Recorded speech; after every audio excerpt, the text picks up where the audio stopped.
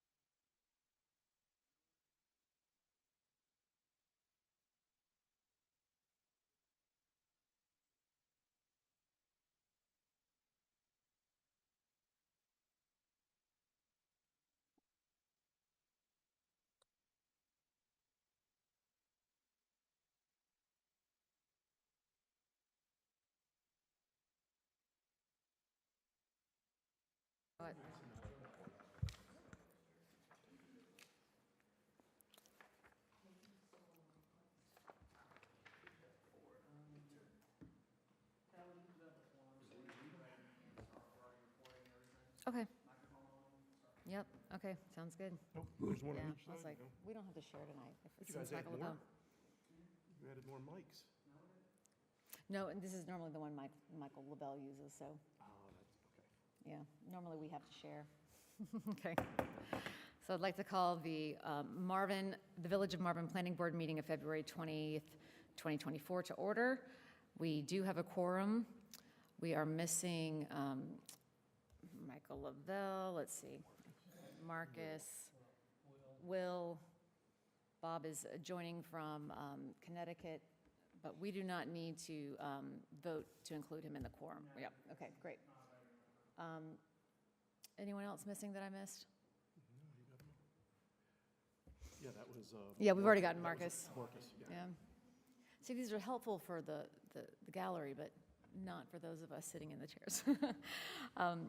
All right, let's see. So we're going to move over to the adoption of the agenda. Anyone have any changes, comments, questions? And if not, if you want to make a motion? Motion to approve the agenda as proposed. All in favor? Aye. So moved. I do not believe we have public comment period because we have, I'm sorry? Ugh, skipped over it. Can we get this color coordinated? I'm just kidding. Just kidding. You would do it, I know, if you could. All right, everyone have a chance to look at the previous minutes. Yes. Yes. Any comments, questions, changes? No. I will make a motion to move. Okay. To approve as presented. So moved. All in favor? This is very quick when not everyone's here. All right, now, public comment. There is no one for public comment, so we're going to move right into our items of discussion, and we are putting on our design review board hats. And Hunter, why don't you go ahead and introduce this section? Yeah, so this is gonna kind of be the second, I guess, discussion or stuff kind of following up from our meeting last month on the elevations for the Heritage at Marvin subdivision. Jones Homes brought their team here to kind of go over some of this with you. From a staff level, I just kind of want to mention a few things that after last month's meeting, we took your guys' comments, feedback, did kind of convey those to Jones Homes. So I think there's a few changes that they have made, and I'll let them kind of present those. Additionally, based off our review of the development agreement, the form-based code, the small area plan, and the land use plan, that staff, it's basically our recommendation that what they have proposed does comply with those. Not to say that you guys still can't, provide some recommendations, feedback, discuss that tonight. That's why we're doing this. But I do just want to make sure that we kind of don't get too far off path on that. Like I said, if you have a question, comment, concern with any of these, mention them. We'll see what we can do. But at the end of the day, I don't want to necessarily, like I said, get to picking and choosing / really changing the potential, design and the product that they have, because that is then taking away from what they are trying to sell. And that's not the intent at all of why we did the design standards that we did. So with that being said, turn it over to Rob here and let him introduce, and I'll get your laptop turned over. Need to speak into a mic. Yeah, just click that.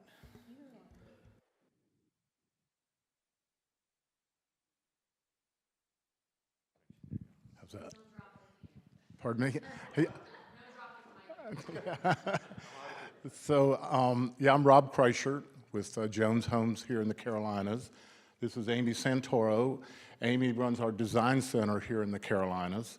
And this is Olaf Nilles, who is in charge of all of our purchasing for the whole company, as well as he works with our architects on the design of different homes in different communities. Olaf flew up from Orlando this morning for tonight's meeting. Got to the airport and there were no rental cars, so that was not a good start for his early morning flight. What I thought I'd do is, is bring you guys up to speed where we are on the project in terms of the timeline. We'll answer any questions. Amy's going to be able to put up the elevations on all of your lap or whatever you call them, tablets. We brought some samples for you to look at, and we'll also discuss color schemes with you. So I'll bring you up to speed with where we are. Right now we are amazingly on schedule. We should start moving what we call moving dirt sometime in April. We should start sewer installation mid to late summer, and that's going down Meadowview, Meadowlark. And our goal is to begin homes by the end of August. Now, having said that, we've never hit a schedule in our company's history. We're always behind schedule, it seems like. But that's where we are right now, and we are on schedule for it. One of the changes that we have made that we saw from you guys that we now call the ugly red brick, it is gone. It is not a, that is the one change we made immediately. Yeah. So Amy will put the elevations. Yeah, the reason why we brought it, I said, just bring it with you. It's like, sometimes on a picture it looks one way. It's like if you see the product in real life, but it is ready. It's like you will not miss it. So what we'll do is, between the three of us, we should be able to answer any questions. We can, if there are changes that we can make that make sense, we'll be happy to do that. And so really, other than I think we can start with the elevations, and I thought it would just be basically a question and answer time period that you guys could ask us anything. So we'll start with elevations, if that makes sense. Now, and we can jump around. If you want to talk about materials. Well, and I would like to mention too, I know one of the questions is that, so these are the front side. I know that we talked about footprints, we're looking at four-sided elevations, and maybe, I know, because I'm looking back at my comments and stuff and that we went over, is some of these with, the garages and certain things, they do have, like, you have some of these front-loaded, but basically that, if you want to get into the garage aspect of it, where some of these have multiple garages of how they're kind of set. I know that was one question that the board had and how it would kind of function, and I know we went over that, but if you kind of want to just give them a brief overview real quick. So unfortunately, I mean, I don't have a floor plan with me, so I can only explain it. If you take a look on the ugly red house, I'm sorry, if you take a look on the ugly red house on the bottom right corner, so I just wanted to keep picking on that one. So it's a 3-car garage home. It's like, the majority of them is 3-car garage. It's like, so you have the single-car garage face toward the front, and then where you have the 3 windows on the left side, that would be the double garage. You see the double garage is, is all brick. It's like it will continue the brick all the way to the main body. So that entire, sorry, thank you. Perfect. Which one? Top one, okay. I don't know if you guys see this. So I'm talking about this area right here. So the material you see here at the front elevation, right, it will return all the way to the main body. It's like, and then at one point, I will tell you if the garage is approximately 16 plus 2, call it 26 feet in depth. It's like a double car, 22 feet. It's like, in depth, it's like, so you're on the side, you have 22 feet of the brick. And then after that, it turns into a hardy board, either cement, lap siding, or depends on what elevation it is. Different styles of fiber cement siding. So just a clarifying question, because I'm not quite sure I heard you. So all of the elevations that look like they have a single-car garage facing out and have this kind of protruded, that's a protruded garage, usually on the left or right, so like here. Right, so this here, it's like when that triple window right here, that's a single garage. This here is the double garage, right? And then here we... Those do come out. Yes. So the front, and I would tell you, on every single home except maybe this one right here, it's like the entry sits at least 10 to 20 feet past the front facade. So if this here is the front of the home, it's like that the front entry is 15, 20 feet, depends on what elevation it is further back. It's like this elevation here, it's like where you have all 3 garages facing forward. It's probably only like a 5 to, I'm guessing right now, 8 foot recess of the front entry door from the garage face.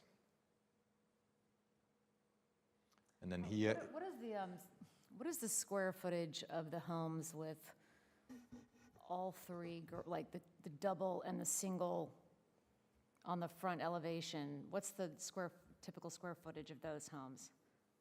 They seem slightly smaller, but there's just still a lot of garage there. you're talking total on the roof, not heated. I'm sorry, say that again? You're talking about heated living. You know what, you're catching me off guard. I'm trying to do this by memory. There are, I think, they're in the low 3,000s heated. It's like something around there, and they go into like the 5 plus. How many masters down, primaries down? It's a variation. It's almost 50-50. Say again? Yeah, more than, To answer your question in terms of, I can. we get asked, most of the people want bedroom down, so that the majority of the homes that we've sold in the Carolinas are the, yes. Especially on small lots. Make sure mics are on if you're speaking. I have a question Yes, sir. on these side entry garages.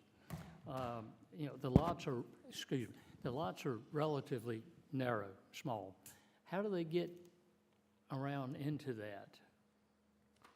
So, going back to the laser pointer, so you have the double car garage here. So your approach would be coming from the road, and then turning toward the left, right? That's right. You're entering, as we face it, on the right-hand side. Yeah, yep. Your driveway will be on the right, hitting straight forward, and then you make the turn, just right? And then a brain thing. no, that's the reason why we talk. It's like, yes, ma'am. When you guys were originally coming up with these designs, which areas in Marvin did you look for inspiration? Like which neighborhoods did you pull from and such? Within Marvin, it's like, Rob, it's like, Or outside of Marvin? we built similar product in the Falls of Weddington, and we took, a lot of the feedback, the learning curve, what we experienced in the Falls of Weddington, and improved up on it. It's like, It's very similar. Are these The the elevation- standard plans y'all have that y'all used before?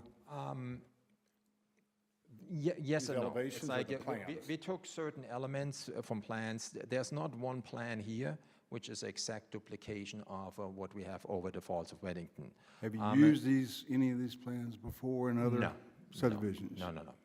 Every one of these are specific. All of them have been specifically designed for the heritage. Yeah, the lot sizes are slightly different. It's like there are certain elements we took floor plans which had been very well received. It's like and then we adjusted them to the size of the available site condition. I do have a problem with the one-car garages. Just want to let you know that. Okay, why so? Well, we already got that addressed. If you can explain anything further with that, because we were discussing it before, and I got in a little late, so if y'all have already discussed that. So if you want to take a look, That answers it. You good? Oh man, it's like I finally knew something. It's like it's like. And I just want to point out, Mr. Jones, doesn't own the company. It's like. I'm making up for my previous question. Sorry about that. I had to throw this in. And you may be aware that we have two other communities that we're building here in Marvin as well. The Estates at Marvin, we have sold out of all of our homes. Sold the last two this weekend, with the exception of the first house on the right when you come in, which is a spec house. That one we have not sold yet. And then, of course, we've got the Gates at Marvin. And we've gotten a lot of interest in it. And we've sold 2 and then of the 6, and I think another one goes under contract Two more this week. in the works right now, where we're actually at the same time talking to a customer right now. But going back to your original question, it's like about if we had built this product before. Every community is unique with its own way.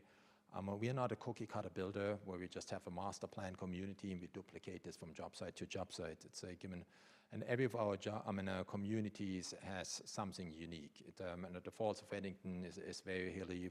We had one over Bent Creek is.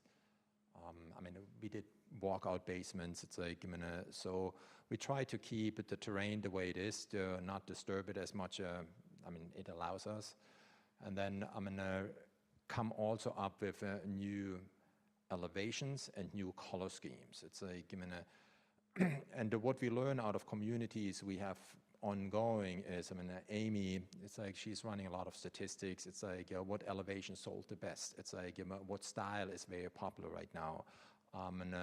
What are the color trends? It's like, if you drive to a community which is 30 years old, you see totally different, exposures. It's like, colors, it's like design elements. And if you go into something more trendy, we just drove through a community. I can't remember where it was, but when we started the Falls, it's like we started to paint the brick also. That's something what we offer. It's like and the owner of the company says like, Olaf, let's do some painted white brick. It's like, I'm like, no, nobody buys this up here. It's extremely popular. And now here we are 6 years later. It's like you drive through a lot of other neighborhoods and they duplicated this, right? So I'm not sure, did they meet our architect, Daryl Patterson? It's like, we always challenge her to find something new, exciting, right? It's like, so we just don't want to do the cookie cutter, copy and paste from other builders and or developments. Whenever possible, unless we're in a really bad competitive situation, we build all of our homes on crawl spaces. We just think it gives it just a nicer look. And these will be on crawl spaces here. with the exception of 6 lots, which will be on what we call on tall crawls because of the land. I got a question about the one that's, 1, 2, 3, You weren't- down you from the weren't here- top. You weren't here when we started. We took out what we call the ugly red brick. Which one? The bottom right. Okay, that's not the one I was talking about, but from the top row, over 3 and then down 1. So this one It's right got here? the 3 dormers on top. Yeah. Yes, sir. Is there anything different? I know now that the elevations have more of a shed type, open area, I guess, roof line that comes down to give more light into that area, but also is more aesthetic on the outside. I don't know if y'all have any difference with that, because the dormer situation in that elevation is a little bit older. It's kind of like a little tired. This is supposed, I'm not sure if I follow it. It's like you're talking about light? I'm looking at the farmhouse Okay, elements of this, yes. and that's where I was trying to go. I mean, I'm trying to figure out somehow to, incorporate a little bit of the farmhouse into whatever you've got. I think that's kind of what, I think our comments were when Hunter presented these to us. It wasn't that, we have any issues with, your design or anything like that. It was more about, it is clear what your design process is. Like, you're looking at market, you're looking at trends, you're looking at what's gonna sell, you're running all the numbers and the data. For us, though, and we know that you comply with our code, our form-based code and everything, but it just didn't feel very Marvin Heritage-like, because, there's like the farmhouse theme running through, and that's kind of where we were kind of getting backed up about it, is that it just seemed like you could put this anywhere in this area, like in the Waxhaw, Weddington, and it just didn't really seem to translate the Heritage District moving through. But I mean, it's all lovely. There's some really nice design elements in here, and the roof lines are different, and seemed to be a lot of choice. I think it was more about the color scheme and well, especially that red brick, although your house has red brick on it, doesn't it? The one across from the banks? Mine? Is it No, red brick? it's kind of like a Dark brick. taupe. No, it's not even Oh, brick. wow, I don't even remember it then, yeah, anyway. So for what that's worth, I just wanted to clarify the discussion from last time. I am a little concerned about the 3-car garages on the smaller homes, on the 3,000 square foot homes, just because it's a lot of garage. So You in know what I mean? if you went to the Falls at Weddington, the smallest house we have there is 2,800 square feet, and the standard on all of our homes is a minimum of 3-car garages, and you can get a Minimum of 3. minimum. That's a Do you just standard. sell like garage doors all around? Like, it's just garage doors, like, it's like. So if you ride through that is a standard, and that the smallest house we built out there is 2,800 square feet, up to some stupid number. Right. But every one of those homes out there is a standard 3-car garage. Now, the width of the lot is different as well. Most of the people end up upgrading to 4-car garages. Now, look, for someone who can't even park in her stinking garage, I appreciate that, because I would actually like to park in my garage, but it's just, it's a lot of garage on the front facing, so I really like the breaking up of the 3 garages. I think it just visually looks just more appealing, not to have half the house as a garage door. I'm sure this is gonna be very nice garage doors, though, so. But that would be my only comment. One at of the this things point. I was looking at, I was hoping there would be a little bit more of a front porch theme, because front porches are very small townish. I don't see a whole lot of that on these. I see the 2-story you know, lower is not really a porch as much as it is porch, but then balcony above. Small porches, pretty much across. I don't know if that was anything that was a consideration at all. So all the homes have a porch. It's like, I mean, some of them larger than others. It's like, I mean, I wish I could show you a floor plan. You will actually see that, there's a decent amount of, front porch because we set them in the garage, the front door a little bit further back. It's like, so you can definitely put them in some nice outdoor furniture there. However, and then obviously, you have a couple of balcony elevations which duplicate this upstairs. It's like, but between, it's like the front entry door, the porch, the garage, and this all being on a 60-foot lot, it's like, well, I'm at 60-foot pad. It's like, I'm running a little bit out of space. It's like.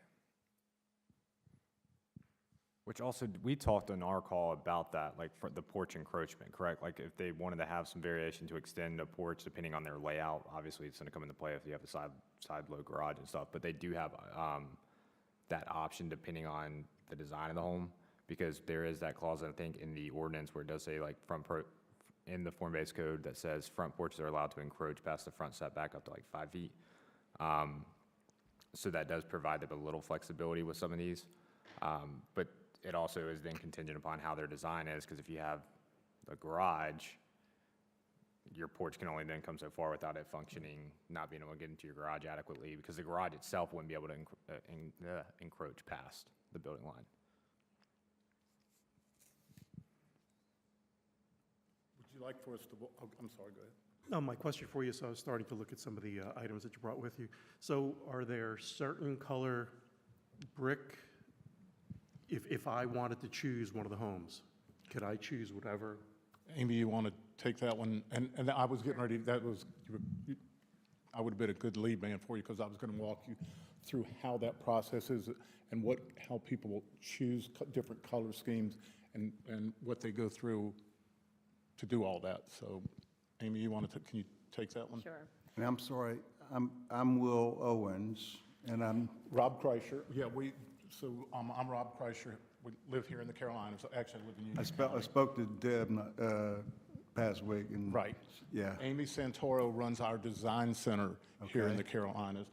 Olaf Nilles is in charge of all of purchasing for the entire company, as well as he works with our architects on designs. Olaf flew in from Orlando this morning for tonight's meeting.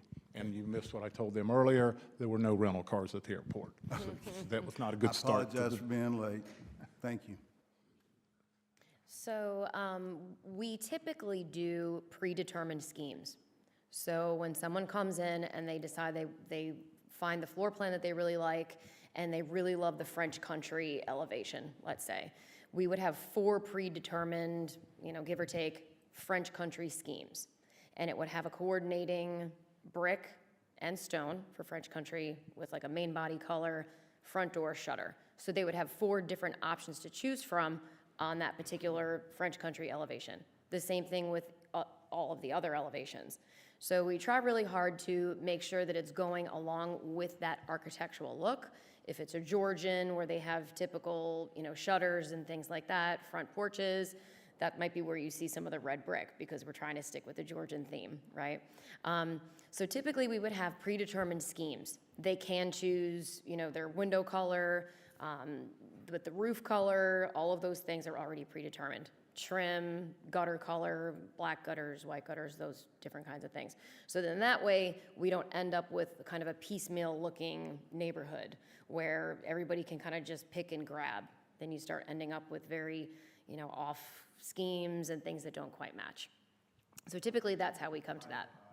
Yes. Yes. And what we do is those are part of the color schemes are part of the HOA docs, so that we can't, well, hopefully they stay with the community, but it prevents the community from getting that hodgepodge look. So all those color schemes are in the HOA docs. And in with that, we don't allow them within a certain proximity. So you cannot have the same elevation, same color scheme next to each other or across the street. So that is a stipulation too, so that you don't have 5 white houses all clustered together. Yeah. And I know earlier you had asked the question where we had gotten some of the design inspiration from. I know that one of the places we really drove through quite a bit was Ardrey, over, I guess it's in Charlotte, right? So when we first were coming down to the preliminary, plans and looking at that, we did really try to take into consideration the porches, optional balcony upstairs, like some of those design elements that you might not see on there. And again, like the railings, how we're gonna be designing the front railings and kind of trying to give that neighborhood vibe where you're walking down the street and your neighbors are sitting on the porch. Same thing like Baxter Village. I don't know if you guys are familiar with Baxter Village down in South Carolina. So kind of giving that neighborhood feel. That was one of the other places we tried to go through. So one thing I do want to share with you as we go through some of the schemes that I have pulled up. I do have what I call inspiration pictures on there. Please understand that it's only for the color scheme to try to help you visualize. People tend to be very visual, and it's difficult to kind of just see a picture of a stone and a brick together. So I put an inspiration picture just so that you can kind of see the scheme together. Not necessarily a Jones home, but like a little snippet, okay?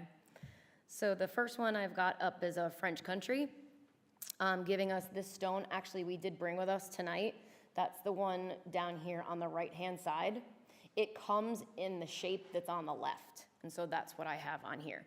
Keeping them on our samples are not mortared, but most of what we would do in those, kind of giving that old world feel a little bit, is a mortared stone. So something along that line. The next one, again, a French country, bringing in that vibe. So we have like that prestige. Actually, I think I didn't bring that one here tonight, but we do have this brick. That brick would be the one in the middle on top of the chairs. Actually, on the floor, I'm sorry. I'm one ahead of you guys. I really love these elevations of these So these samples. elevations, so again, for design inspiration only, trying to put the colors together so you can see. Yeah, so this one's in the middle on the bottom. I was one slide ahead of you, I'm sorry. And then this one, Olaf just hid the brick, but that one's there too. Again, with the coordinating stone. So we didn't bring all of our stone samples tonight. We just tried to bring a few. I know that one of the requests from last time was maybe a little bit lighter, a little bit brighter. So we tried to take some of those suggestions and pull that in as well. This picture is one of our homes in the estates at Marvin. Very traditional French country with the stacked weather ledge stone and that Bessemer gray brick. So that would be the 4 French country schemes right now. This would be like our craftsman. So this is a stone that I brought with us tonight as well. I actually think it got put, somebody hid that one. Yes. So it is this same stone that's on the top. It's just in a slightly different shape. So this one is a little bit more whiter and brighter with that navy blue kind of feel. So then that gives us that Ardrey kind of vibe that we were looking for. Not teal. Actually, it does look a little bit different on these screens than it does on mine. Yeah, it's actually called navel. So it's like a very deep navy blue color. I actually know that navel color. I used to live in Ardrey, and we had some neighbors who had some choice. Very color bright. schemes. Yeah. Yes. And this one is another craftsman. We like to pull in elements with the black gutters to accent the roof and, window options as well. Yeah. This one is, again, another craftsman. So this would be that elk wood. I didn't bring this stone with us tonight, but kind of pulling in a little bit more of those cool grays. And the last craftsman one here, I pulled in like a forged steel color. I've been seeing that around town a lot. We actually talked quite a bit today about pulling in maybe some stained wood doors, so we have a little bit more of the wood to warm it up. I know that was one of your requests last time as well. So this is our English country, pulling in, actually I did bring this stone with us tonight. It's on the top left. And once you mortar that, it brings on a whole other feel. So we could do like a white mortar or a gray mortar. And that kind of gives you that older feeling, I think, that you're trying to achieve in the neighborhood.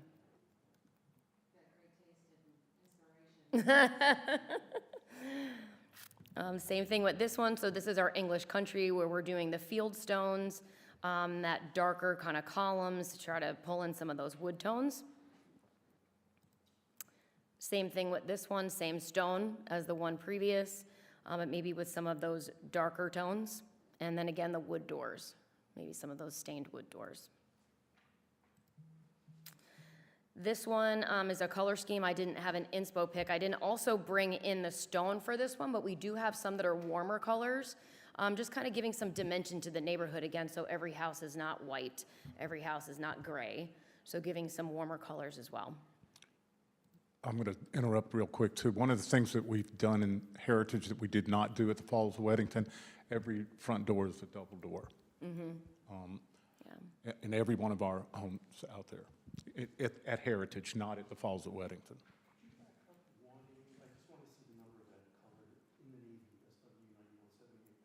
Yeah.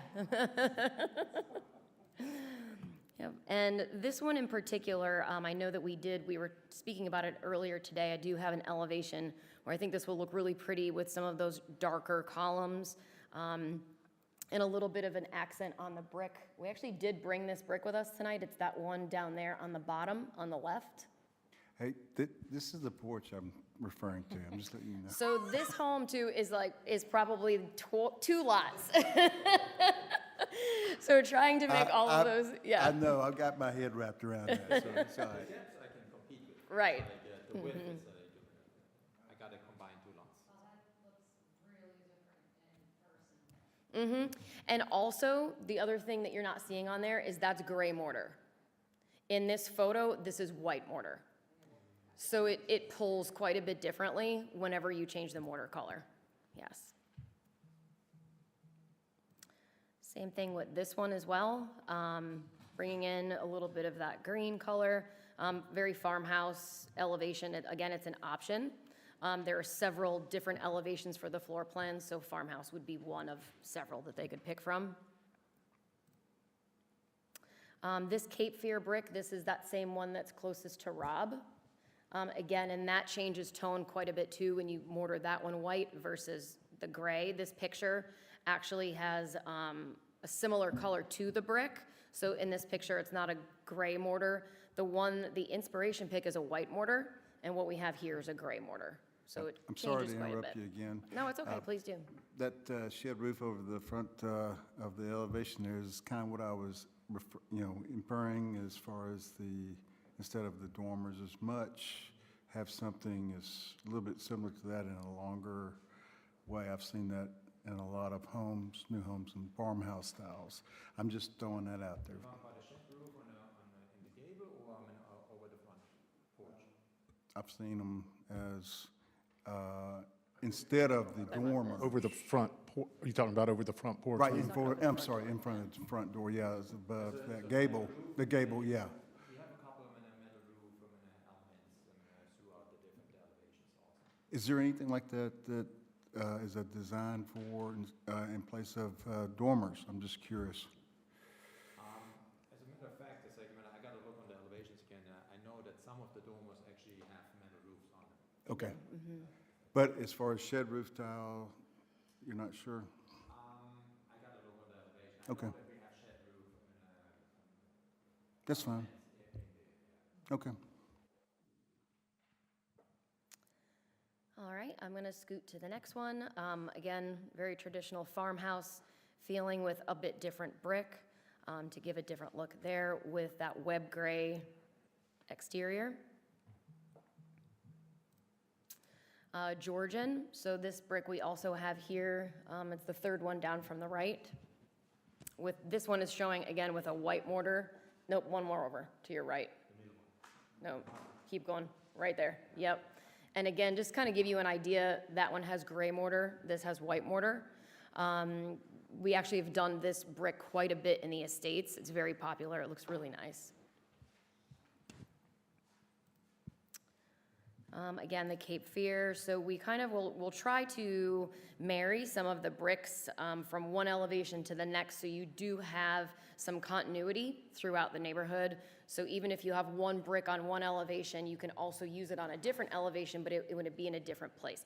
This helps give cohesive flow throughout the neighborhood, so it's not like everything's all over the place. That pure white almost comes off as like a pinky peach color. And I pull snippets from the Sherwin-Williams website. And so when you have a white piece of paper, like thinking about the PowerPoint presentation, it's also different when you are outside. So there's one color in particular, I want to see if I can find it on the next slide. This one here, whitetail, it looks a bit yellow and peach on this. But whitetail, I don't know if you know, are familiar with the home, our sales office in the Falls at Weddington. It's a white painted ranch. Yes, it's beautiful. That is painted whitetail.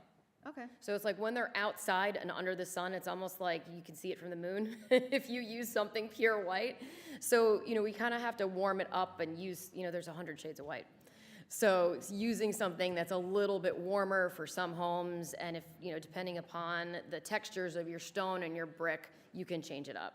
But just to give you an idea, that whitetail is the one that's on the sales model in the Falls. Yeah. I also wanted to just pull up real quick. So these are some of the door options. These are not the exact doors. I just wanted to give you an idea that some elevations would have what we call the 4 light. And so you'll see there's 4 boxes of glass. Other elevations would have the 12, and other elevations would have the 15. It just depends. Like a Georgian style would have the 15 light. And then, like your farmhouse would have the 4 light. I also wanted to show you some of the optional front doors. Of course, they would be double front doors, but these would be other options that we would have for front doors. And are these wood or are these some type of other? They're composite materials, but they're being stained. It's like some of them depends on the color scheme. They are assigned a paint color, but normally we stain them. So they're going to hold. So they're going to hold up a heck of a lot better if they're facing the sun and weathered. Yes. Thank you. And then I just wanted to pull in the garage doors at the end. So at the bottom, there would be, I couldn't find a photo of it, but there will be windows in the garage doors. And so depending upon the elevation, of course, there's a beadboard or a recessed panel.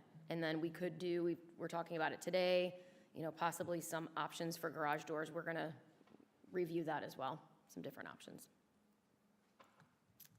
And that's all I had. Any questions for me? You get the fun job. What's that? You got the fun job. I do. Any other questions? I do have a question about, so will each elevation or, package kind of that you put together, because I also see, you've got your hardy plank shingles and hardy plank boards over there, and it's very clear which elevations have, the shingles versus the boards, and there are multiple elements in some homes. Is that also going to be a choice for them, or are you going to say, like this elevation has shingles, vertical, hardy plank? It stays with the elevation as this. Okay.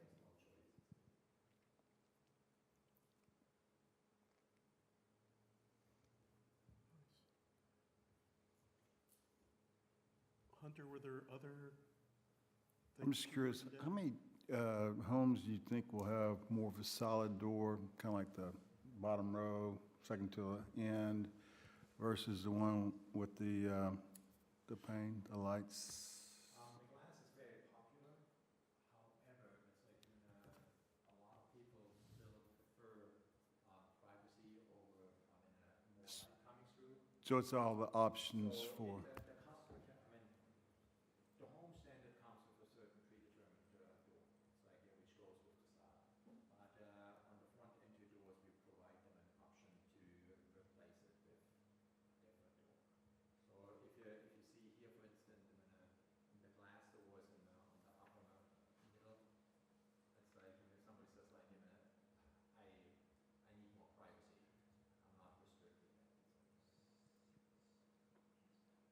I just like that, you know, more of that full solid door situation. It kind of gives it a little bit more of a better feel to the. Right, it's like, you know, she only showed a few options we have on there. Yeah, I didn't see many, yeah. Yeah, Craftsman, there's the rustic series, which has like the rough iron inserts. It's like, where the glass is also, it's not frosted, it looks like rain glass, so it's opaque, you can't see through it. There are options available for this, but then again, the customer can choose there. Right. I think the one you're looking at is it's called a Craftsman door. So it's like full solid and there's glass at the top. Again, like he mentioned, we do have some that's similar to that. This was kind of just an example of some things. I've got one question, just because I'm curious. Like, I'm looking at, obviously, the plot plan, or like the site plan, probably calculate maybe 6 to 8 lots that have a little bit more room. Just, would they, if a customer either wanted to add on deer in the design proportion, like, would you guys be open, like, how am I trying to say this? In short, if somebody wanted to do like a custom home that still met the architectural fill and design of it on some of these lots, would that be something you guys would do, or would it be still strict to these specific elevations? It never turns out Well, the way and we I- think it.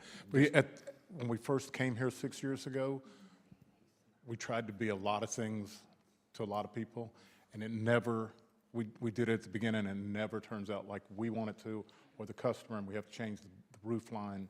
So we've gotten away from that, Hunter. Okay. And Rich, did you have a question for me? No, I was just going to say, was there anything else that we had thrown on our notes?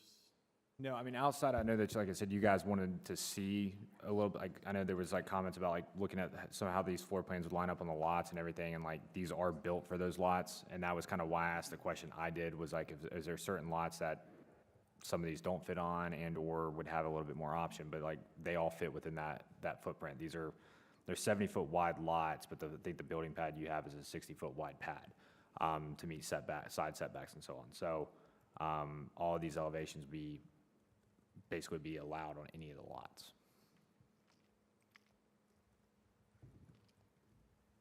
I think there was some mention about parking. I mentioned it. Street parking? Right. One thing There will not be, those are in the HOA docs. We will not allow street I mean, parking. I go down to Bridge Mill. all the I'll time. give you the exception that we make as an HOA, because we stay the HOA, as you guys probably know, till we eventually turn it over to the community. If somebody lets us know in advance, if Will says, hey, I got family coming in for a week, we do make an exception. You know, if they got 2 cars and they can't get enough, then we make that exception. And we ask the community to let us know in advance. Other than that, we don't do street parking. And we'll, the next agenda items are construction documents, and these are some of my comments that I haven't gotten, you guys, but I'm waiting on the second row, is that there are some areas, depending on like the grade and kind of looking at it, that they could potentially do a few on-street parking, like jut outs for just some additional, and I know I talked with Ben about this during the the sketch plan phase, and, but that's stuff like we can kind of go over in the next agenda item, but as well as I'll mention, I can hop on a call And with you guys. that's in our HOA docs too. It just never, it doesn't, it's a bad deal. It never works out. You got 3-car garages and at least a double driveway.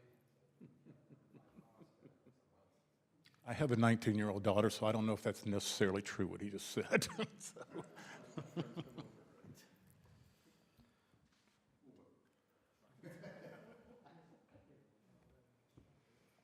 Because the driveway is at least 25 feet in depth, because the front setback's 25 feet, so double. The depth of the house or the lot. Oh, no, I'm talking about the lot, like the front setback's 25 feet, so the driveway from the edge of curb to the garage would be at least 25 feet, which would be in theory enough, and if it's a double, enough for 4 cars in the driveway? Yeah.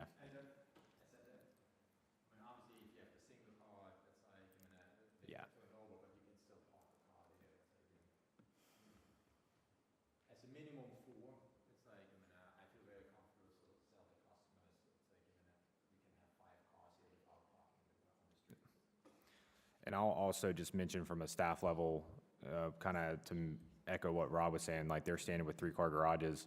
I know Broadmoor is larger lots, but they are consistently in all their permits either adding a detached garage or their plans have 3-car garages. I guess that is the trend at the current moment for new homes to have those garage space. So it's not out of the norm on what they're proposing is what I'm just trying to say. Yeah, and that wasn't really my comment, like, all hail the 3-car garage, I wish I had one, but it was more about the 3 that are all, like, the Together. double and the single that are all front-facing, because like half the house is just garage, so it's just a visual thing, but, you know. 2. Do any of these homes have semicircles, or are they all just straight up to the garage? I don't think they've got the width to do The it. width of the lot prevents us. We have, in the Falls at Weddington, we have one home, it's the Ivy, that we have that. But other than that, here the width of the lot. So as the design review board, we are asked to approve, to move on to the approve or deny, moving on to the, we can't deny it, but, you know, to the council. So if anyone doesn't have any further questions and would like to make a proposal. I got or a one, motion. just for clarification, I know you guys have said it, do we need to, and then this is kind of also a question for you, because I think I did the draft motion as to approve or approve as amended. Just to recommend approve. No, well, Would be no, approved. PRV there. Yeah, do we want to approve it with the exclusion of the ugly red brick? Just for the motion? I mean, I don't Technical term? know, what, are we technically Ugly red classifying that brick? brick. Yeah, I think so. You saying that? I can revise that motion.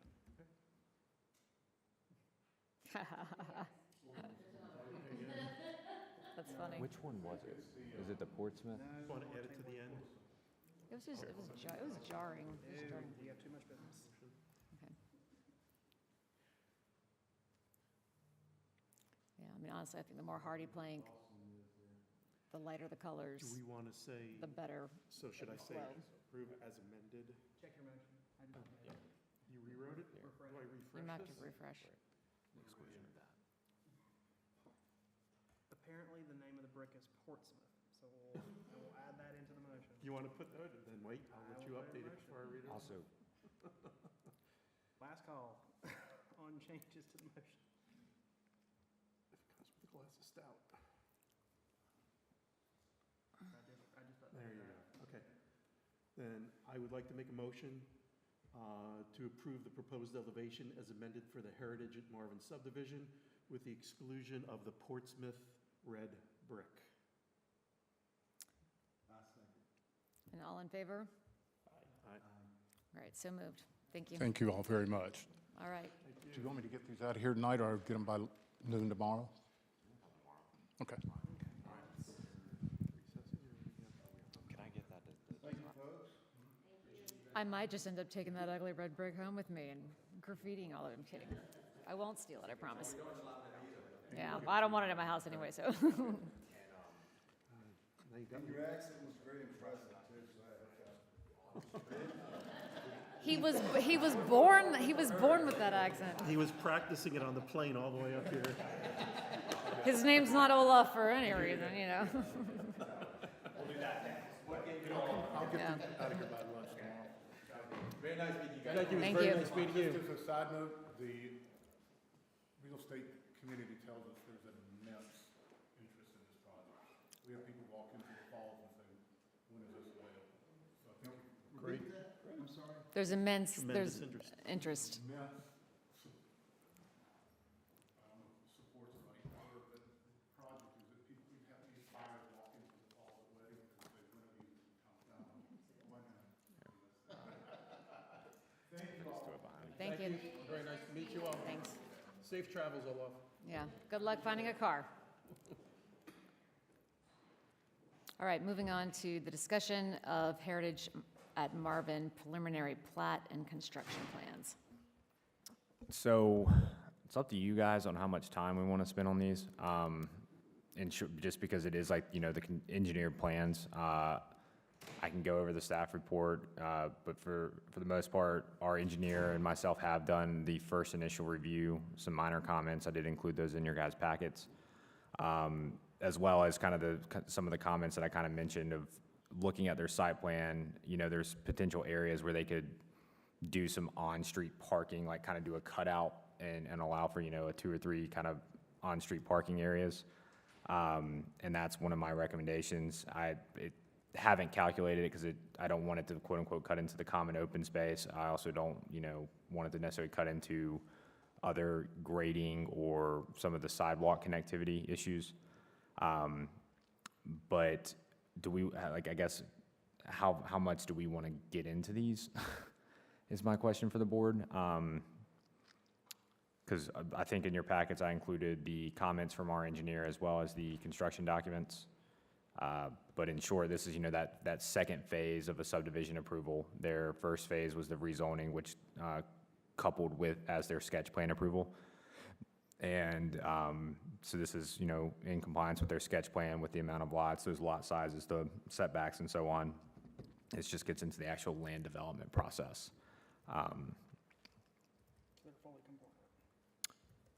I mean, the plans are not finalized, like as in finally approved by staff, and that's why the recommended motion is always to recommend approval to council contingent upon final engineer and staff approval, as well as outside agencies. I will mention that Jones Homes has already gotten NCDQ's, the sedimentation erosion control approval. We have consulted with NCDOT on the intersection improvements. I can't remember if I put those in your guys' packets. I was going to ask, all the survey stakes along the shoulders, so their road work's going to go that far towards South Carolina? They're probably what you're seeing is them, so part of the plat approval is they're dedicating the right-of-way, so that's probably the right-of-way stakes, where they're dedicating the right-of-way for Newtown Road to NCDOT. That brings in the issue that I had a call with NCDOT last week, with Jones Homes and then NCDOT about their transportation improvements. That's part of this plan. In short, their TIA during their sketch plan did not call for any improvements. Jones Homes agreed to the improvements that you guys see, which is a right stacking, kind of if you're making a right turn into the development as well as a left turn. NCDOT, I was worried, one, that they weren't going to require it. Basically, they want to see these improvements as well. The issue is that per NCDOT's manual, because the right-of-way for Newtown is not fully dedicated on some of the other properties, it's there. It's a maintenance right-of-way. Some of those properties are older. The right-of-way was actually never formally dedicated or accepted by NCDOT. Jones Homes is responsible to obtain the right-of-way from that property, those properties. So that's the only kind of holdup from the road improvement side. In short, it's going to get done. It's just the step one is that Jones Homes, I think it's 4 properties. It's a little triangle pizza piece, and then the 3 across the street. They engineered these improvements to fit within the existing 60-foot right-of-way. But that's just the thing, is that there's no right-of-way that's actually recorded in that area per NCDOT. So the first step would be for them to reach out and obtain that right-of-way, basically either through purchase or something, or just dedication from those property owners. If they hit roadblocks in there, then DOT conveyed to me that they can potentially could do the improvements as long as the maintenance right-of-way, which would still be probably 60 feet, is as long as these improvements fit in that maintenance right-of-way. So And then they're going to have turn lanes or, right in, left in, on both driveway or both entrances? So it's just one entrance. The entrance on the south side heading towards South Carolina is just an emergency access. That was my thought, is then if for some reason these improvements, like I said, this is before I talked with NCDOT, because I thought they weren't necessarily requiring it, but they are as well, which is good, which means that there's ways, even if the right-of-way is not obtained, that these things can still get done. That I was going to request that Jones Homes do a new TIA with, now since the roundabout's open, and do models for one entrance and two entrances and seeing what the impact would be. But I think we're still gonna, I mean, that's kind of the worst case scenario, but that other entrance is intended to be an emergency access only, not to ever be a formal ingress egress into the development. How are they gonna keep it emergency only? It'll be gated. Oh, And it'll be a breakaway gate, so EMS and fire will have a key, but in theory, if it is an emergency, they could break through. The likelihood of that one being utilized, I mean, you think about where the development's located and where emergency service would be coming from, it would be the easiest to come in through the front. Now, if there was a major emergency and they needed to get out that way, that's probably where I could see it. So, but it'll be basically paved up until the buffer, the 100-foot buffer, and then it will be basically like a gravel, and there will be a gate, and I can't remember if it's in these plans or not. What's wrong?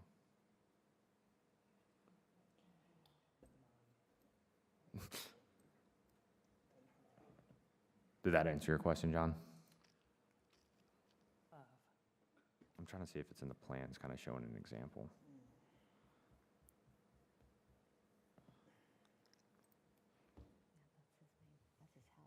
Does the board have any other questions, comments? I have a question about what exactly is a tree preservation fence? Because it is all around that. So the tree preservation I've seen fence that is basically the orange fence, like the orange, Like the sediment construction kind thing of, that- yes. And what it is it's put up there, so when they're doing their disturbance, basically it's in a construction word term, it's a notification where they're not supposed to disturb past that point, as well as that there's tree roots in the area. So it goes up during the time of development to protect the existing trees and the ones that they're preserving, and then it'll be taken down. And so it's similar to the silt fence So as it's well. just during construction and Yep. not, okay. Wait, you think it would be nice staying there? No, I worry about, there's a lot of, we have a lot of wildlife that passes through there, and I just always, I just get concerned that they're gonna get caught in it, and, Look, it comes down pretty easily, but yeah, still. yeah, but because of the holes Trying to jump over it. between, I mean, there's just gonna be critters like caught in it and stuck, And so. also just a few other things, the paved path in the buffer, the path, sorry, will be paved up until basically the park dedication location, and then it will be like the crushed concrete roll from the park dedication down, just along Meadowlark Lane. That was one of the comments, questions that was suggested during the rezoning phase, as well as one of the other recommendations or conditions of their rezoning approval was for low voltage lighting. The developer has asked about that because of some of the concerns with wildlife, as well as just other stuff. So that's, I told them that that's nothing that has to be a part of this, but it will be maybe a conversation in the future if we want them to still install that low voltage lighting along the path. I can't remember if it was recommended by PRG or Planning Board during the rezoning phase, but it would be similar to the low voltage, the lighting that we have here around our sidewalk here outside of Village Hall.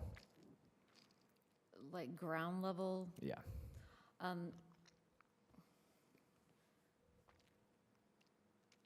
yeah, I mean, I think when we initially started talking about this project, we had talked about in a meeting that they were also gonna provide, buffering around that, like between the path and Meadowlark Lane, but it doesn't seem to be in here. So that is, so that area is the 100-foot tree buffer, 75 foot of that is no cut.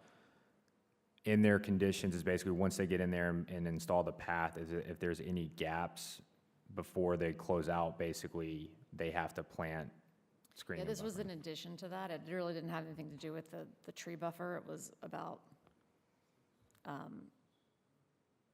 the pathway, like being so close to the road and people like Yeah, walking on the street rather than the path, and like trying to create some sort of quasi-visual barrier where it's like, stay on the path. Follow Little Red Riding Hood, don't get off the path. and I know I only did the overall construction plans. I gotta see if I have their tree and,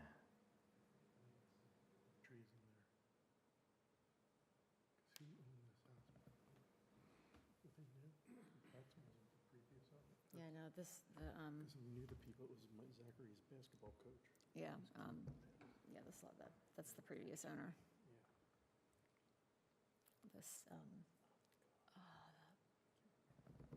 yeah, I don't have their full tree removal and mitigation plan because we're working through that, their whole landscape plan. Because in short, I mean, this kind of couples into another thing that staff is working on with Tree City USA and establishing a tree fund and all this stuff, is that it is a fully wood lot. They're going to cut down in their, the footprint of where they're developing pretty much all the trees. There's no way around it. But they are preserving still a good amount in that 100% buffer. With that being said, in the way our tree ordinance reads, and the size of these lots, they're not going to be able to fully mitigate on site. Some of that will be in the sense of landscape, of screening buffering along the path, as well as in the tree buffer, any other gaps. But they will then, they're not going to be able to. So how does that work exactly? Like, if you cannot replace the amount of trees that are required? so there's a formula, and I don't know it off the top of my head. So in short, whatever you cut down, it's all, yes, like the common way to say is whatever you cut down, you replace. There's also an offset of how many you preserve goes into some of that calculation. They have already tried to run, like this is a conversation that I had with them back in about October, November. They, when developing the landscape plans, ran a calculation of trying to plant back based off of that on site, like on the individual lots. They, like, let's say, for example, each lot's supposed to have like 4 or 5 lots to really get that number, or 4 or 5 trees. It doesn't, it can't work. Each lot will have, and don't quote me, I'm not 100% sure on this, but like 2 to 3 trees. And so those 2 that can't get planted on that lot can be planted in the common open space. If they're not sufficient to plant in the common open space because it's already kind of fully canopy, then the options are a fee in lieu for the amount of trees that they can't plant that the village will use specifically for tree plantings, or that the option to plant on public property, which would be like Village Hall or the park. Because the intent of it is still to enhance or increase the canopy that was removed over time. So even though it's not specifically on the site, they will plant, or we will have funds to plant. Basically, the village is looking at then using that fee in lieu to plant trees along existing trails for some screening and buffering that we've had some requests from, as well as like, some additional trees planted either here at Village Hall or at the park.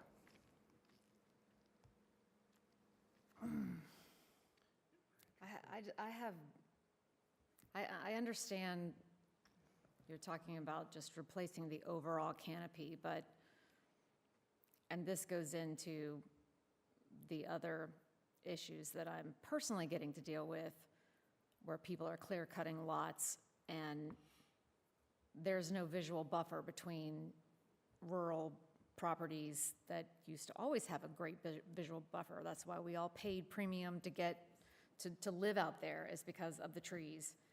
And we're gonna clear cut another enormous piece of property and then not even be able to replace or thicken the buffer around. And I'm really concerned that as more and more of these developers come in, and like I'm not anti-development, but I'm also, we're going to start losing what makes Marvin Marvin. We're going to start losing the large rural lots that provide lots of trees, and it's going to be nothing but buffer, and then these wide open spaces in the middle, and every infill lot's going to get developed with, instead of one rural house, it's going to be 5 to 10, by right houses, but it's all the trees are going to go. I mean, no, it's just, I think we are on a path that Marvin is not going to look the same. It's not going to have the same look and feel. I mean, it could damage when you drive through. It's just going to be houses everywhere, and we won't be Marvin anymore.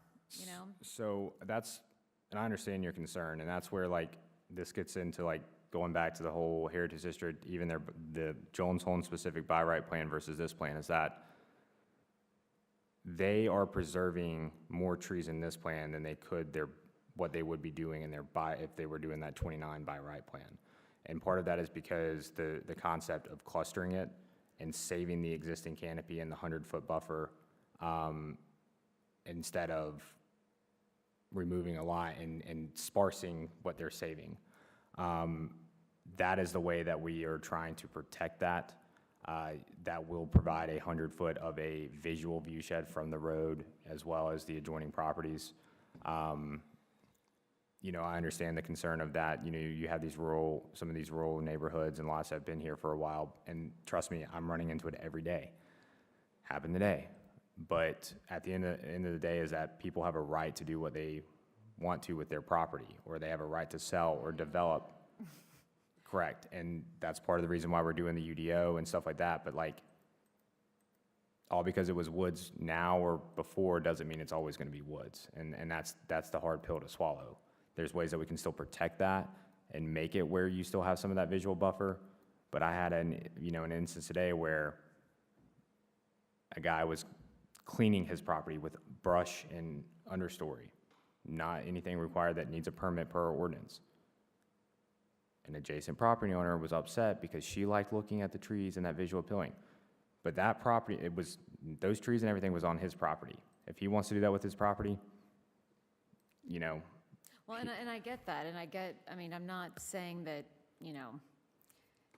I think what my issue is that what you're telling me for this specific one is that they're not going to be able to replant regardless of whether they go 29 or 68, they're not going to be able to replant what they pull down, and that's okay, and then they could just go put it somewhere else. Those, do you see what I mean? Someone else is going to get the benefit of, or a pathway that 5 people walk on every day. They're going to get the benefit of those trees when they really belong on this property. So that's my issue, is that, I think it's a disservice to the people that live around it and the people that, we moved here because of the tree preservation. We understand that development is you can't stop it necessarily, but at the same time, if you're going to take trees down, you need to replace them where they were pulled from, and not in just some random place where, I know I'm making this difficult for you guys, but this is why I'm on this board, is to protect the rural properties here in Marvin, and that just makes me very unhappy, and I just do not think that that is right. So I'll be quiet now, but. Yeah, but, let's say the alternative, if they built one house per acre in there, they'd still be removing trees to put in the streets, obviously, and also, even if they only removed what was under the footprint of the house, which is basically what I did whenever I built, you're still removing trees. No, I get it, but you And- also, but that's not what we're talking about. We're talking about this plan. Yeah. And with this plan, they are not going to be able to mitigate the tree preservation, I'm not quite sure what the language are, but they're not going to be able to replant the trees. So my question really is, well, if that's the case, then why are we letting this plan go forward? Why is this plan getting to go forward if they can't Because our place the ordinance trees? still has other avenues if they cannot replant on site. And that's what I was trying to explain, is that those No, I avenues. get that, but that's what I'm saying. I don't think that's right. Like that, Well, that, I'm that to just, me that's is what the like- ordinance states. Like, that's what our tree ordinance that has been existing states. That's nothing that was in the form-based code, that was nothing that was added in just for them. That's always been there. It's been used before in other neighborhoods.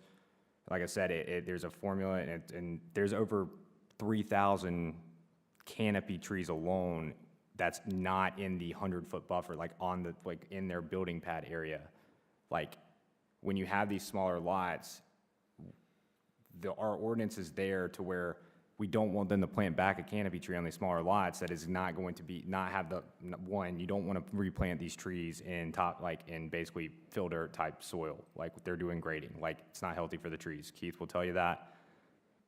And he's preached it, and that's why he even said when he looked at this, it's like, we would want them to replant first thing on site, yes. If it's not suitable soil or sufficient because of the building pads and certain things, we would want them to replant somewhere else that is, because the intent is then to still increase the canopy or enhance it or make sure that it's always there, that has been here.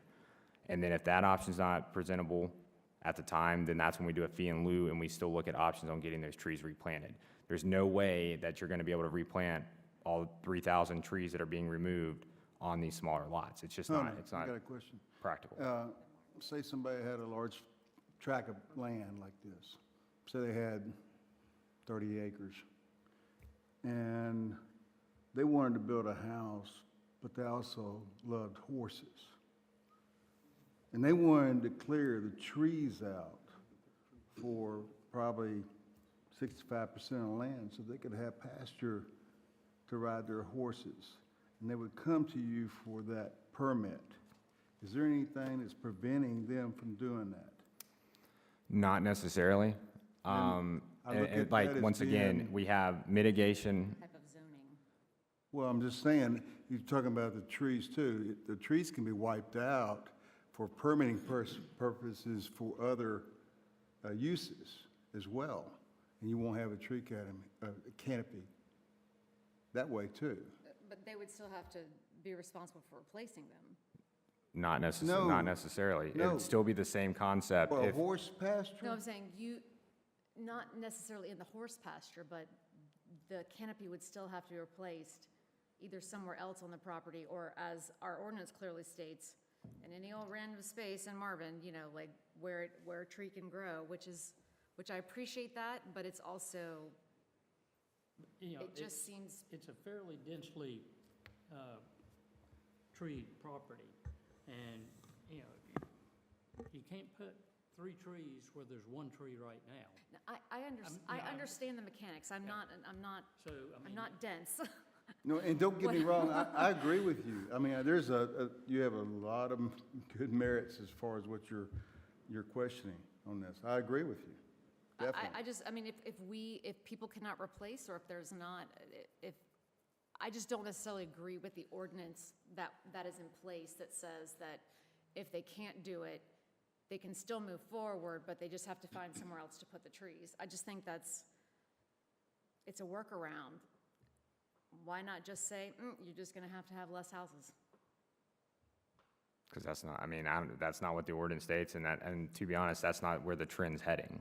I'm Like, sorry, that's not what? that's not where the trend is heading. Like, trust me, Well, like, I mean, honestly, as a resident, I don't really care about the trends or the ordinance. The ordinance should be challenged, honestly. I think that if we're not careful, Marvin is gonna look so different in 5 to 10 years, and I mean, it already has, but it is not going to be the place that everyone moved towards, like, No, it's not. and once again, want to rein all this back in, is like, in short, that's why we're doing the UDO. Like, everything around us is changing. And if we don't do anything about it, we're gonna break, and then you're gonna have unintentional development that's not really well planned out, or have stipulations in place such as like this one, where you have these buffers and everything, because you don't have it in the ordinance. That's kind of part of the situation we're in right now. But over time, yes, areas are gonna change and things are, and that's, you know, Rick said in his first meeting, like, you're not gonna make everybody happy, but there's ways that you can try to still accommodate and make wins and make it make sense.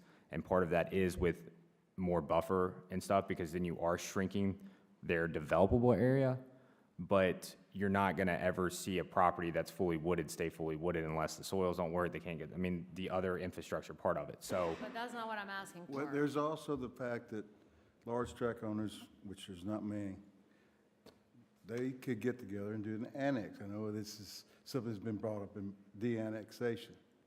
I mean, if they do that, it's gonna happen.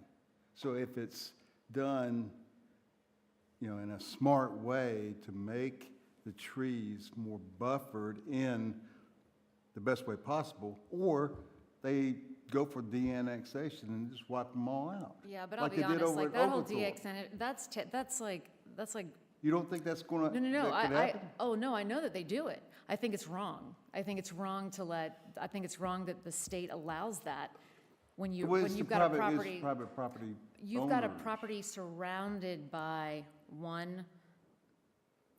by the village, and the state says that, oh, this one property that's like the donut hole can annex out. I just think that's wrong. I think that is absolutely wrong.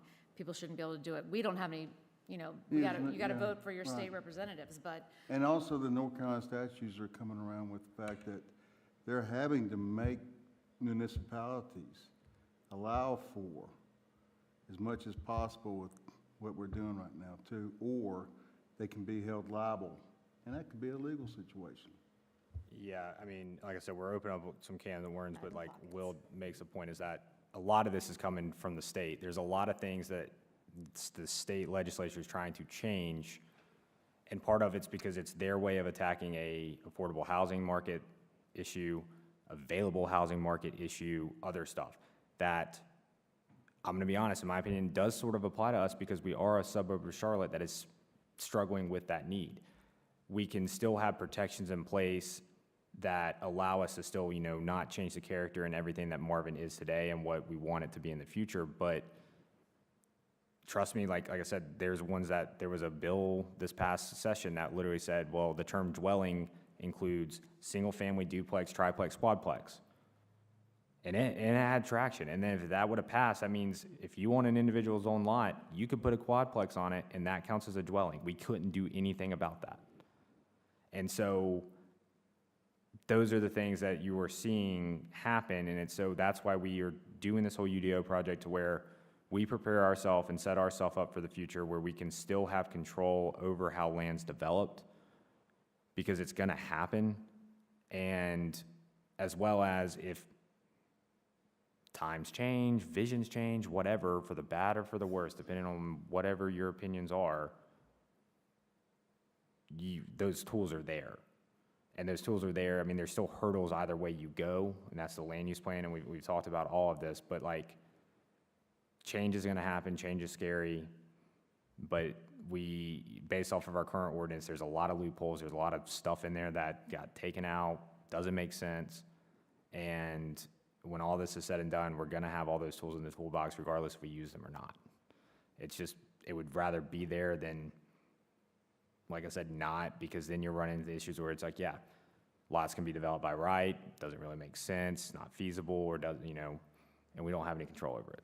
And so, I mean, don't get me wrong, I agree with you. I mean, it's a very delicate balance here, for sure. I mean, either way you look at it, so. Well, I mean, I but do if think you we think should it's be best looking to at go that ahead and ordinance. block everything, then, you know, the consensus would say that it could sustain.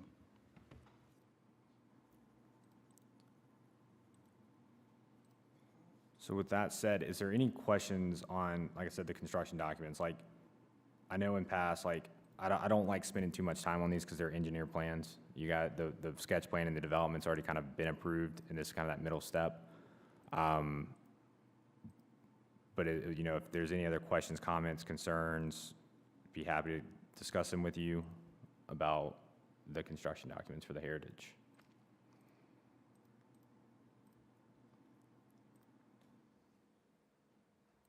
I'm not so sure I want to give up on this tree preservation, because we're saying that either it's going to be fee in lieu, or they would have to plant, or give the Village of Marvin control to plant wherever they wanted.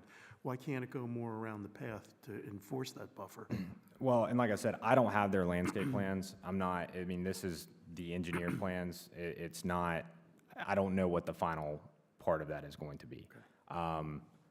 If that's something you guys want to review and look at, we can put that stipulation in and potentially just make it a recommendation. But recommendation basically for approval to the village council contingent upon that the landscape plan, the tree mitigation landscape plans go back to planning board and to council for approval. I would be, Is that legal? I don't know. They can make that recommendation and we can concur with Chaplin before council approves these things. I don't think they can do that, but. Just clarification question. Who has the final decision or whatever on, there's not enough places to plant more trees? It's mainly will be a staff. I would rely on Keith, the Union County Urban Forester, to kind of really give me that determination based off of what they're proposing. And he's already provided me initial feedback. And basically because he was under the impression that it's already been built. And then because he got two different developments mixed up. And in short, knowing that it's not been built, he basically said, like, you know, there's ways to do this. It's more of, you know, he doesn't want them to basically force plant on the site if it's not practical for those trees' longevity long-term. He also doesn't want, as in the house pad, like not saying they can't plant in the tree mitigate or the buffer area. But that's the other thing too, is that in some of these buffer areas, it's still heavily wooded. There's a 75-foot no cut. Is it even practical there? And if not, then based off their calculations of how many they are planting and how many they're missing, then that's where that option will come into place. And I'll let Keith kind of make that determination if that is a reasonable proposal. So it's not their say-so that, hey, we don't have enough place to plant them? Correct, no. It's the county forester. Yeah, they are trying to plant Oh, everything on I site. And understand it was that. just that when they started laying out with the footprint and all this stuff, and based off of what they are technically supposed to mitigate per our ordinance, it's not easy. And I understand that because our ordinance is set up, our tree ordinance is set up for traditional Marvin. But like I said, there are still avenues in our tree ordinance that do allow for the planting offsite or the mitigation. The one thing that came up when Keith talked about mitigation, I mean, the fee in lieu is the end-all be-all that we would want to accept. If we have a developer that's willing to plant trees somewhere else, we're gonna let them plant trees somewhere else because it's not us planting, us spending that money.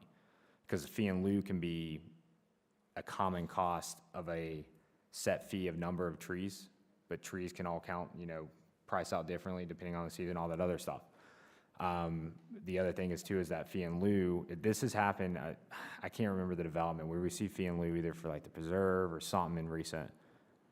That fee in lieu for the tree mitigation got used somewhere else, and we would want it to be used for trees. So like even in this budget, we are creating a tree planting line item for expense as well as a tree-specific fee in lieu. So if we receive fee in lieu for tree mitigation, it'll be used for trees, not for sidewalks, not for roads, not for anything else. So, A lot of these trees in these buffers we've got here for this plan, a lot of them are going to be already natural trees too, right? yeah, I mean, everything's existing, yes. Right. And they're, as far as select cutting, as far as the footprints or the plots for the properties. So there's going to be some detail into what's going to be taken out and what's going to be left, right? So based off their tree survey, and I overlaid it with the site plan, there's like I said, there's about probably 2,500 to 3,000 canopy trees that's identified on their survey on the interior where they're doing the land development. I will probably say like 25 of them could be saved. And that's because where the houses are being proposed and stuff, and it's, like I said, these are smaller lots. Like this is a little bit different. And I mean, if you go look at Amber Meadows courtyards and even the cottages, like there were no trees. They had, I think the cottage is a prime example. They had like an interior tree save area where they saved trees, but all the other trees that were on that property got wiped. And then they planted either in the mitigation area or they had some street trees and certain things like, so they'll have like, this development will have like street trees and some of that will count towards their plantings. I'm just saying like on the individual lots themselves, that's where with the footprint and everything, you're not gonna be able to make it all work. And the amount of conservation area is how much? For this development, it's it's 19 acres, which roughly is about 40% of the development in total.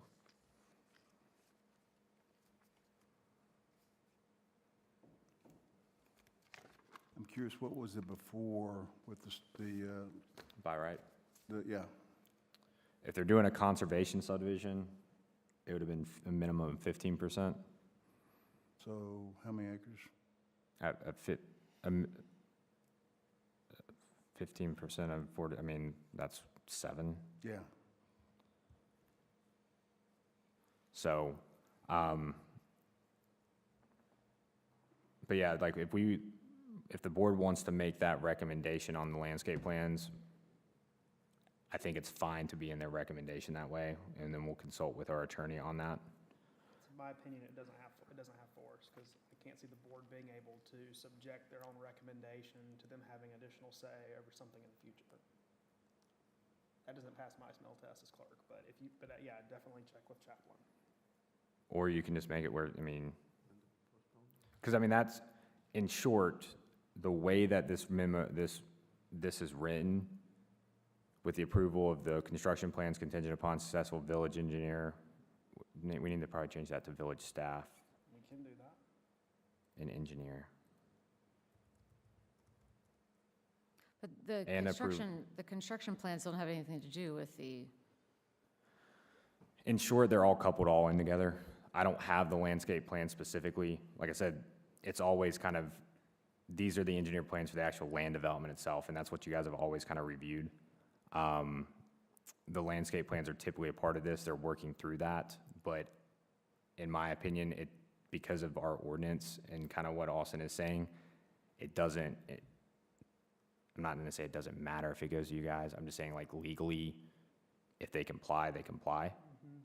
but they also They've got to have them. verbally, like, made certain commitments. If they verbally made Prior- it and it's not part of and wasn't a specific condition of their approval, I cannot hold them accountable for verbal. I feel like one of them did have One of- plantings along. One that of them was did, there. correct. And it was So, like, at, what happened to it? Like, like I said, I don't have the landscape plan, so I mean, if those aren't in there, then that's something that staff will then have to address with the developer, because the specific condition in the development agreement, so you're saying that the landscape plan should be part of the construction documents, or this packet?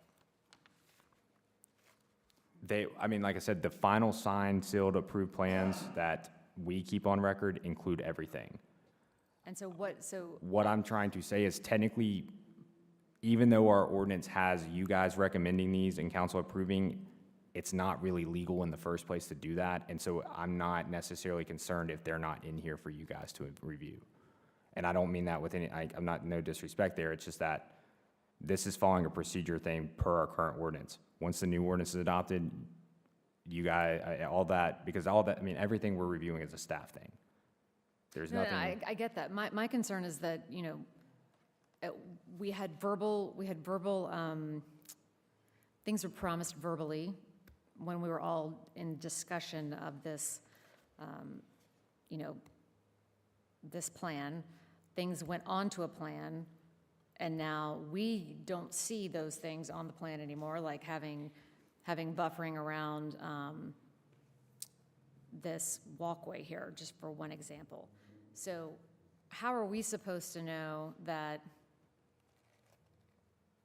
and it did go into one drawing, one plan, so like, if you don't remember that, but we do, how do we ensure that that is still, that follows all the way through to the end of the plans? Like, to me, that's a bait and switch, and that's not right. Well, that's what I'm trying to say, though, is Regardless that of, like- legally, if it's not written, agreed upon, we can't force, like, I can't force them. I can tell them, ask them, whatever, but if they come up being like, no, we don't want to do that, unless it's in this development agreement, we don't have any say. As in, we, I mean the planning board. Like, I can recommend and I can suggest things and we can do that same thing, but unless they comply with the terms of the development agreement and what's in the ordinance, that's that. Okay, so basically what you're telling me is that someone could come in here and promise us all flying monkeys, and they could show it on some sort of preliminary plan, and then everyone's like, great, we're gonna get flying monkeys, and then what they actually submit, it doesn't matter what anyone promised. Now, the 'Cause, like, plan's what is the different. point of all of that discussion if it's not actually gonna make it into the development documents? The plan's different. And I don't have the approved rezoning plan right in front of me. And like I said, I just read the additional conditions, like I would have to go back and search it, but like, what's on the plan, the layout and all that stuff is what is approved. The certain specifics of the buffering and stuff, unless that was a specific condition, if it was shown on the plan, like I said, I don't have their current landscape plan, so I cannot confirm if what was verbally agreed upon is being done. If it was agreed upon as part of the terms of the development agreement and on the site plan, and it's not done then during the review, then yes, we can have them do that, because it was something that was part of the original approved plan and part of the development agreement. If it was something that was verbally agreed upon and never outlined any of this, then no, we cannot enforce them to do that. No, I get that part, but my concern is that it was on a plan somewhere, but because we don't have the landscaping plan, which we should, because it should be part of this package, we can't even, we don't know where it fell off. And anyone could promise anything and just conveniently leave it off at one point in the process.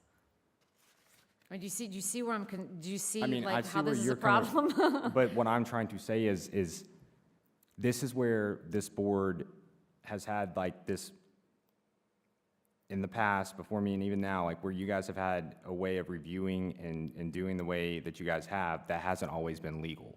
And I've been telling you guys that from about day one. And we still work through it, we still find ways to work around it to get certain things and certain recommendations that you guys bring up into approvals.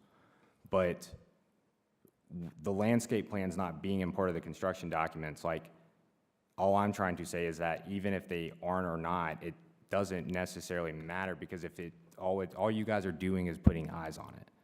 It's a step that's a staff review and approval. And that's why I'm hired, that's why, like, all that, and like, that's, even in the new process, it's still gonna come to you guys for eyes, but it's not necessarily like a formal approval or formal agreement type thing unless it's part of a rezoning. That's why in the new one, we're trying to do everything through rezoning, because if it's, once you get to this phase, or if it's a by right plan, if it meets the ordinance, it meets the ordinance. I review it for compliance for the ordinance, our engineer does. I send it to those outside agencies for that same review. Like, we ensure that everything that they're proposing is compliant with that. I'm When it just, goes from us to, it could change when it goes to why are we all the here? council. I mean, it's, once we have approval on it, if it had that plan in it and it went to the council, there could be a change in it for them to approve it. Is that correct? I don't think I'm following you, Will. Like she was talking about, there was a certain aspect within their submission. Can that, if it goes from us to the council, can that submission change? In theory, yes, and technically, every other like construction document you guys have reviewed since I've been here, that's why we make the motion that we do, because there's certain things that change based off the engineer review that until we do the approval to construct or release for construction type thing, those things have to be addressed. Like the Sage at Marvin, for example, you guys approved back in July of last year. They didn't get their approval to construct it until January. And that's just because there was minor things engineer-wise that we were working through.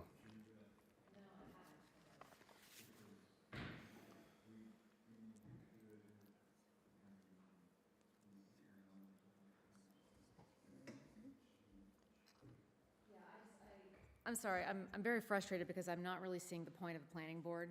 I feel like we don't really have much of a value, and we're being told that what we're doing is illegal. Although we've been given other things, like we've been given other like tasks to try and keep Marvin in a specific, direction. And so it's very frustrating to spend so much time and energy and passion to keep your neighborhood, your community, heading in a non-Mecklenburg County direction, just to sit and be told that you really don't have a role here. You really don't have, that is the message that I'm hearing. So let me clarify. Based off of stuff done before me and how it's being done, yeah, like you guys had this role that technically wasn't your role. Everything that I have been doing since I've started here, and please tell me how many times I said we need to update our land use plan, we need to update the ordinances and the procedures, because that gives you that purpose and role. When everything moving forward is a rezoning, you guys review it. You guys ensure that it kind of complies with the goals and recommendations with the land use plan. You guys look at that, is it the right fit? And yes, you make that recommendation to council, but that recommendation still has value. If council goes against that recommendation because you guys are finding that it's inconsistent with the land use plan and they approve something that's inconsistent with the land use plan, they have a lot of other stuff, like I said, ways that they have to justify it. But I mean, in the past, we found things that were inconsistent with the land use plan, but then we were told that it doesn't matter because that's not what our ordinances say. So the land use plan isn't worth the paper it's printed on if it's not in the ordinances. So like that to me is just like, I cannot even tell you. Well, that's also, once again, our old ordinances. Yes, like our But even land some use of the plan new talked about. ordinances, we don't have a choice. There's no, like, a lot of it is just handed down from the state, so. You do have some choice, and that's why we're doing this project. There's still certain things, yes, that like dwelling and minimum lot size and stuff that can always get changed around. But what I'm trying to still say is that our land use plan and the future land use map doesn't have a lot of teeth in it.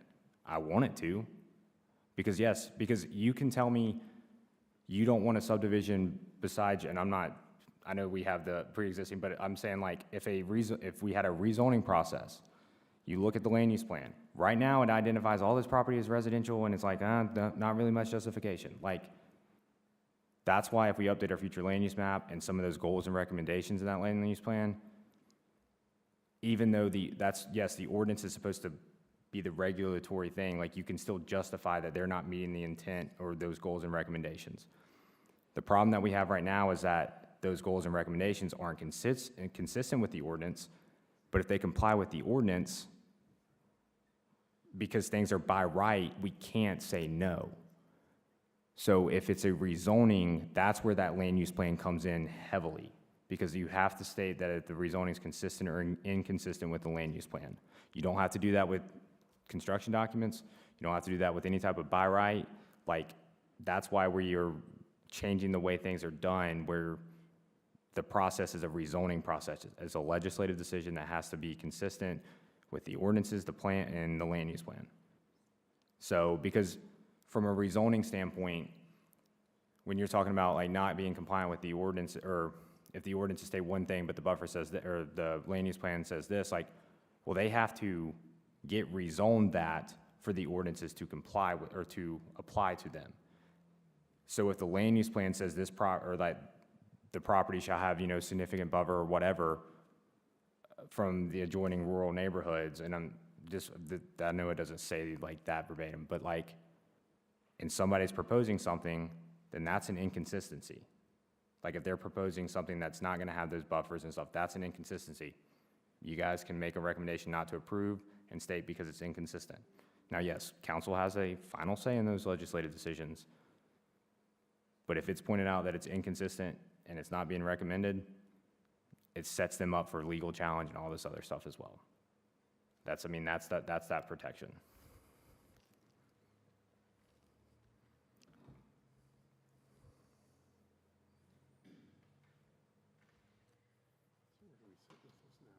we're looking at approving the construction plan. Yeah, without the landscaping plan, so. Can't comment on what's not there.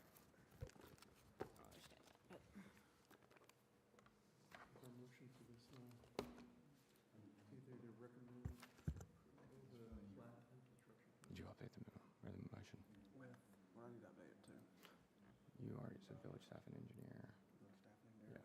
Most of the land that is left to develop is all around my neighborhood, so this is why I'm here. And there's very few, I mean, it's very difficult to see things coming through when you have invested a large amount of money on your property and your way of life that you've known for 9 years is literally being like just bulldozed. So there are a lot of people who aren't really enjoying living in Marvin anymore. And I think that's really sad. And I think there's going to be more and more because I just don't feel like we have any say in anything anymore.